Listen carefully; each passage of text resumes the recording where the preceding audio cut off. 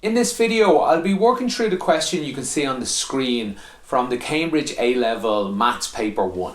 Specifically, it's Paper 1-1 from the winter exams in 2023. If you're looking for a different question from this paper, there should be a link to a playlist with all the questions below this video. I'm doing this on a whiteboard. Hopefully it'll be like you're used to your teacher doing. And if you do find this or any of my other videos useful, I'd greatly appreciate it if you like, subscribe, or even share it with a friend that's doing the exam this year or next. In question 3, they give us this cube here with length x. They tell us a story about it being filled with water and it expanding out. And they tell us x gets bigger and bigger at a rate of 0.01 every minute. And now if that gets bigger, then the volume must get bigger. And they basically ask us, what rate does the volume get bigger? And specifically, what rate when x equals 20? So that's the question there. What's the rate of change of the volume when x equals 20? Now this is actually a really short question if you know how to do it. Now if you're watching this video, I'm guessing you had trouble with it. So I'll try and go as slow as I can and explain everything. But it's a very common question, and if you do learn how to do it, it should be quite quick in your exam. Okay, rate of change. If you see rate of change, there's a very good chance we're going to be dealing with differentiation. And the best way to write differentiation in a rate of change is like this. When x changes with respect to time, that's the rate of change of x. And they told us that. They told us every minute x gets bigger by this much. So what they're saying is the rate of change of x with respect to time is 0.01. Then they asked us for the rate of change of v, the volume. So basically they're asking us to find dv dt.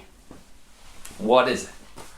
And there's something else though that we should know. They don't tell us, but we should know that v equals x to the power of 3.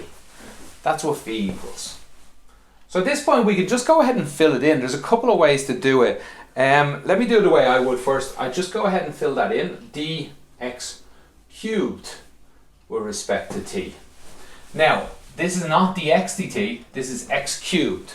So you're going to have to use the chain rule here. This is equal to 3x squared. We differentiate this just generically, but then we remember to fix that little cheat by differentiating the base term x. So dx dt, which we happen to know the answer. So that's what dv dt equals this, because we know all these numbers. We know x equals 20, so that's 3 times 20 squared times 0.01, and all of that equals 12. That's the answer. That's your finished if you did that. A slightly different way to do here. Let me just make a little room here, a little box here. Another way we could have done that would be to say dv dt is equal to, again it's the chain rule, it's the same thing, I'm just doing it a different way. dv, and sometimes I write like this, dv dt. The chain rule, basically we can put anything we want here.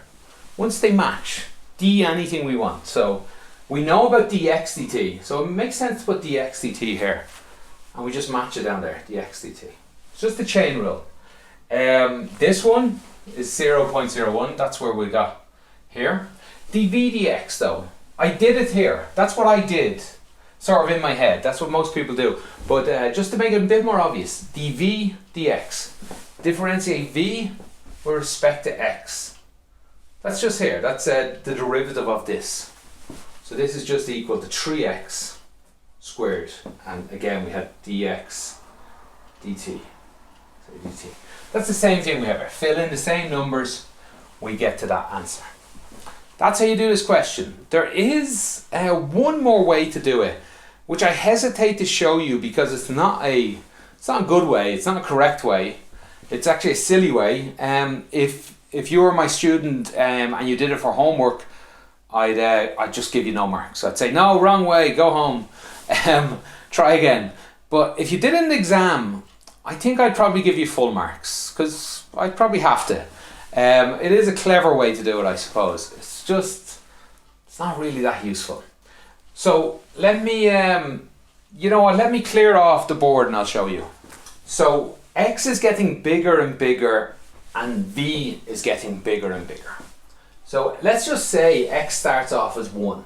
Let's write x up here and v here. X is 1 centimeter or 1 meter, whatever. V is just 1 times 1 times 1, so v is 1. When x is 2, v is 8. 2 times 2 times 2, 3, it's 27, and we go all the way down here to 20, because they ask about x is 20, and 20 times 20 times 20 is 222 is 8, and 3 zeros, 8,000.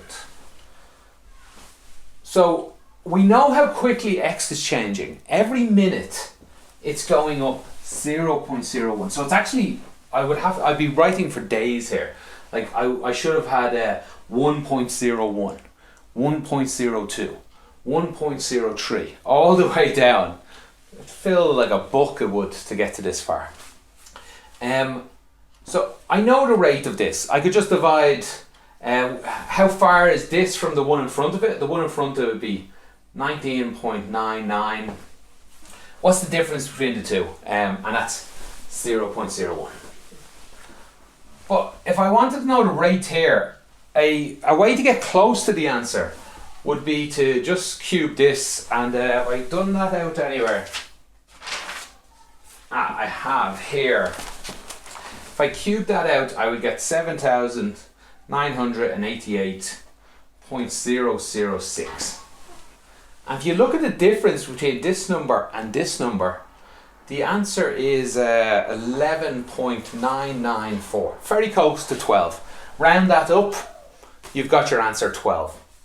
So you could have done that. Again, I'm not sure if the I would guess the examiner would not give you marks, but it's sort of the right answer. And the reason it's the right answer, I won't do it too much, but the reason it's the right answer is, here's the x, it goes up slowly, and here's v, it goes up really fast. Differentiation is all about finding the slope, the rate of change at different points. And what I've done here is just very simply gone, here's this point, and I've drawn a line between them. It got me close. Let me write that again here. So what I'm looking for is the tangent of this, but what I've just done is I've got this point and this point. It's close to the same answer when they're really close together, but it's not the right answer. Anyway, that's it's not important because you shouldn't have done it that way. I just thought I had extra time because it's such a short question. I'd show you that. And if you have questions from how to do the real way at start or this strange way I'm doing, feel free to put them in the comments below. Thanks for watching and have a great day.